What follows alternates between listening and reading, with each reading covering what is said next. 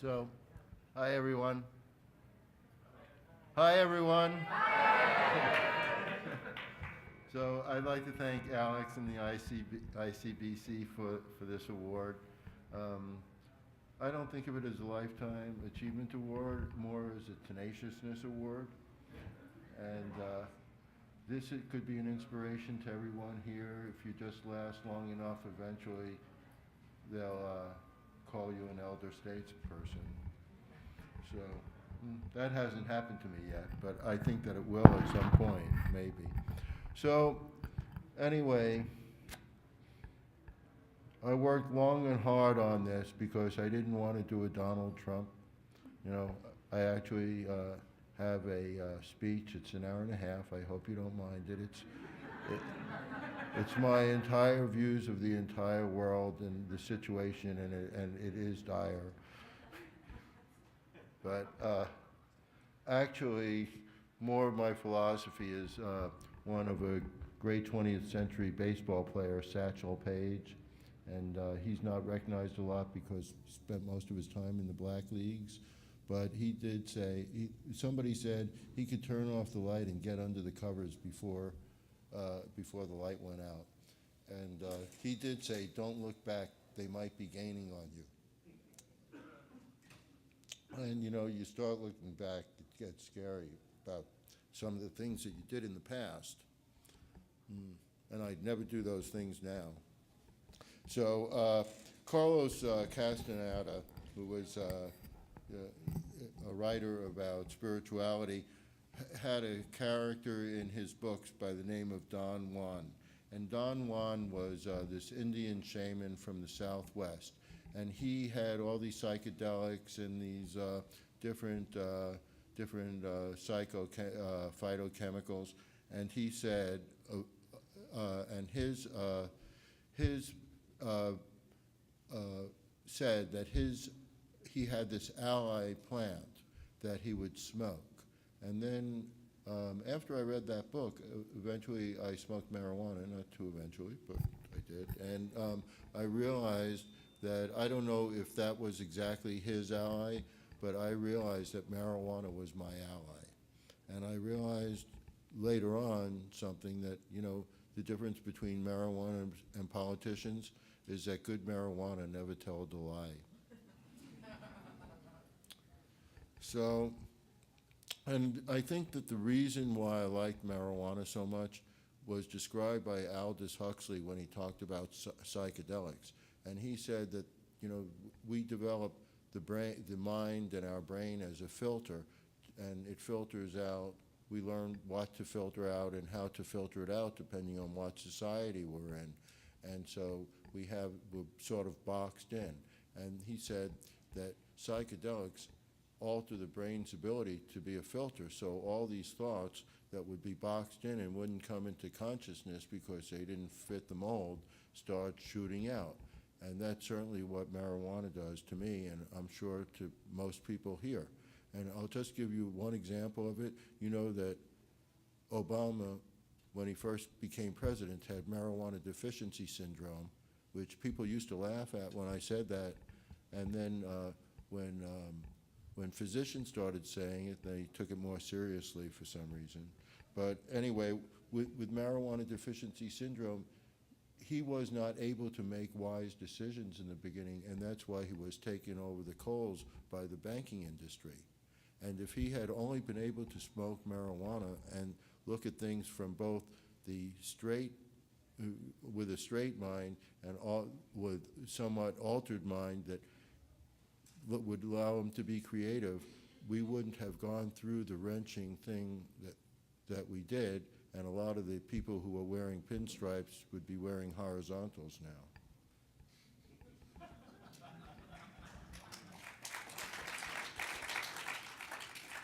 So if marijuana teaches you to think outside the box, then thank you. Somebody said they agree. So I consider that a vast majority there. So if somebody so if you start thinking outside the box, then you're going to change. So you could say marijuana is an agent or catalyst of change. and we need a lot of change. You know, recently I've been annoying people who work with me at Quick Trading with some songs from the 60s. And I'm neither going to sing them nor play them for you, but one of them was the Mothers of Invention's song called Trouble Coming Every Day. And if you look at that on YouTube and with some of the videos, the song is 50 years old, but it could be taking place, it could have been taking place this summer, you know, on the streets, except that most of the videos show people rioting, and in this case, it's cops rioting, really. And then a second is Donovan's Season of the Witch. I should say the second is really the thugs kill for peace. And in that song from 50 years ago, they say, if you don't kill them, the Russians will. If you don't want America to play second fiddle, kill for peace. And isn't that what's going on right now, 50 years later? Different countries, same war. And then the third was, and this is more applicable directly to what we're doing now and why people are here, it's Donovan's Season of the Witch. And in that he has one line, beatniks out to make it rich.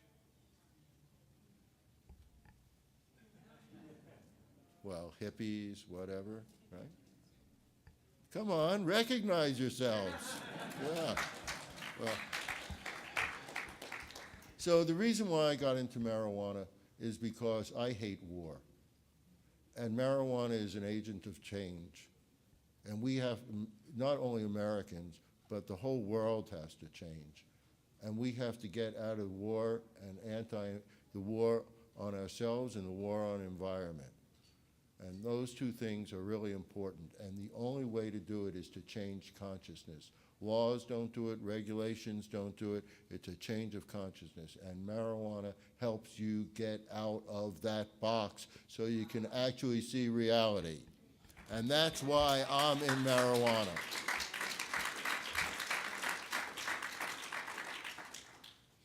Now,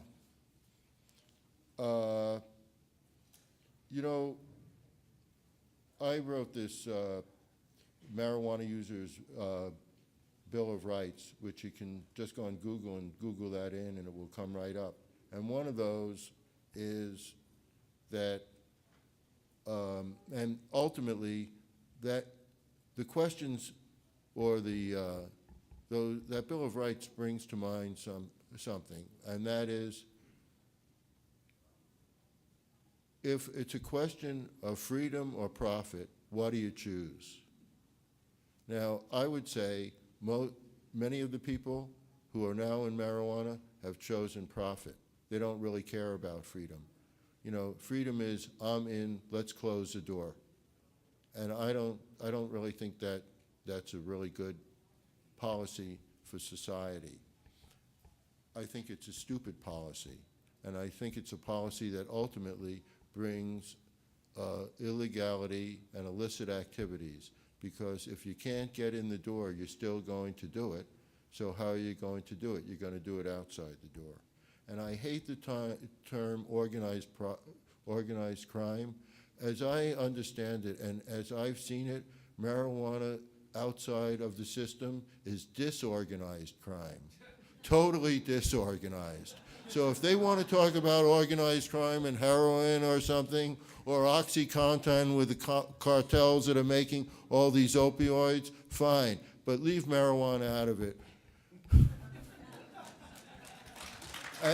And please, when people say, well, we're protecting society from organized crime and all that, that's bullshit. They're protecting society from people like us, ultimately. Come on. So, what I think is that, you know, profit's really great, but I'd rather have freedom. If it's a choice of profit or freedom, I'll take freedom every time. Every time. And, you know, only the people who really believe that, who are willing to fight for that, they're the only people who have freedom. You know, I used to belong to the Yippies, Youth International Party, and we had a saying, when freedom is outlawed, only outlaws will be free. And that, you know, there are different, like, people are saying, well, Prop 64, it legalizes marijuana. Yeah, if you have under an ounce, if you're one of the chosen few who gets a license, then marijuana is legal. But if you have over an ounce, if you want to grow if you want to grow plants in a county that doesn't allow plant growing, if you want to sell to your friend, if you're not within the system, then marijuana isn't legal. That's why Prop 64 is a farce.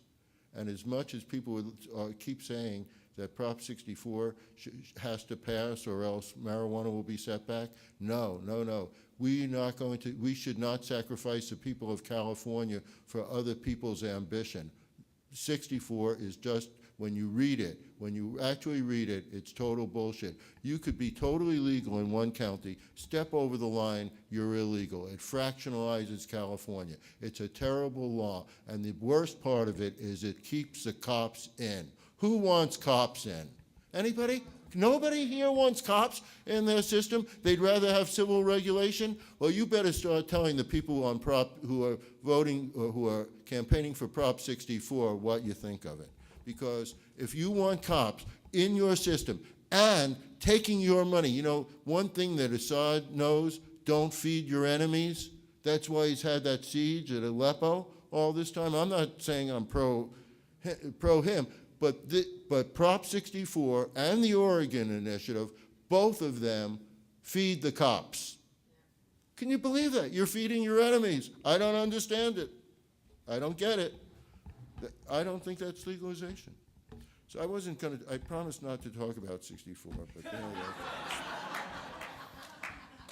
So, you know, I think that marijuana is an agent of change. And I think that we really need this agent of change because, you know, we're at war with the world. I don't only mean the United States. I mean people are at war with the world. They're at war with their mother. They drill it, they pierce it, they tear it up, they break its skin, they fill it with concrete, they make it poisonous, they toxify it. How can we live that? So Elon Musk and a couple of others are going to go try and find another planet. But I don't, you know, there's a difference between Columbus coming to America and us going into space. And the difference is he had air to breathe, and when he got here, when he got to the New World, there was food to eat. Big difference. And, you know, and there was intercourse back and forth between the continents. But when you go out into space, it's a one-way journey, and you better take everything with you. Oh, we forgot a piano. Shit. Did anybody take the Dylan tapes?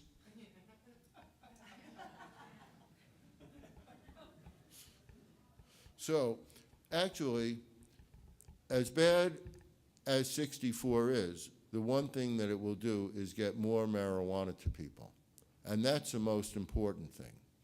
And the reason for that is that, well, just what I was saying, is that marijuana is an agent of change. And being an agent of change, I think that these laws, or any laws that stop the free market in marijuana, and what I don't mean a regulated market, I don't mean that, you know, anybody should be able to sell any quality marijuana just like they can food. No, I'm talking about a regulated market that protects the consumer. But anybody should be able to get into it, and anybody should be able to get out of it. And anybody should be able to buy, and anybody should be able to sell as long as they have the license and the zoning and everything else. And the state shouldn't be able to say, I like you, but I don't like you. Shouldn't be able to do that. It shouldn't be able to say, oh, we have enough licenses. So you let all the stores that want to open, and you know that most of them are going to close, right? And people are going to have their life dreams dashed of owning a store. But that's life. But it's not the state doing it, it's the market doing it.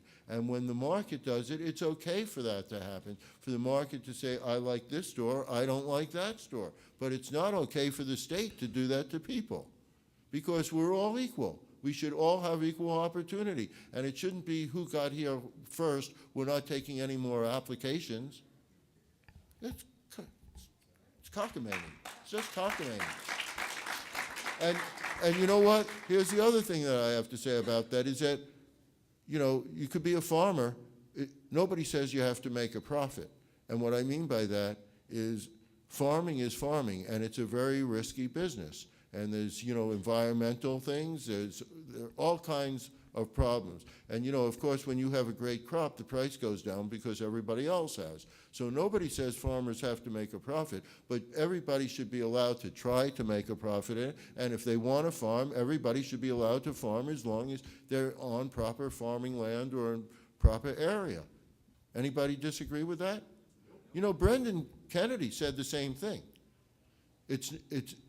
I think that there's, anybody who's read Marijuana Growers Handbook, and I'm sure everybody here has, if you haven't, you should immediately go out and pick up a copy and read it. And in it, there's a page about the tomato model. You know, with tomatoes, there are large tomato growers, there are small tomato growers, there are international companies, national companies, regional companies, local farms, and neighbor-to-neighbor sales. And everybody's doing okay with tomatoes. And I think it could be like that here. I'm not opposed to giant corporations. I just think that we should allow all corporations and all people to do whatever they want in marijuana as long as they're following the rules and doing it legally. And the rules should allow them to do it. Anybody disagree with that? Well, that's what we have to fight for. And that's what we're not getting. And none of the laws do this. And all these state legislators who are so in favor of capitalism, except when it comes to marijuana. For instance, in California, no profit-making dispensaries are allowed. No profit-making dispensaries. But it's such a capitalist state. Could you imagine if they had said, okay, no, you know, computers are so important to society that we shouldn't allow any of these companies to make a profit. Just think how far advanced, much further advanced we would have been with computers now. Like, we would have been up to 128,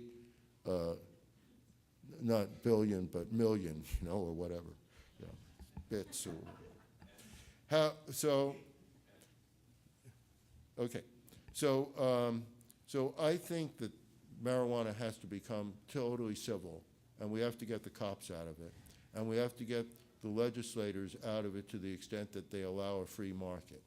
But on the other hand, we also have to make sure that people have the ability and the right to use marijuana as they like, so that we can change society and become a more loving group of people. Thank you. Thanks, Ed. Give it up. Ed Rosenthal in the house. In the house. Thank you, Ed, for all your service, brother. We appreciate you, man.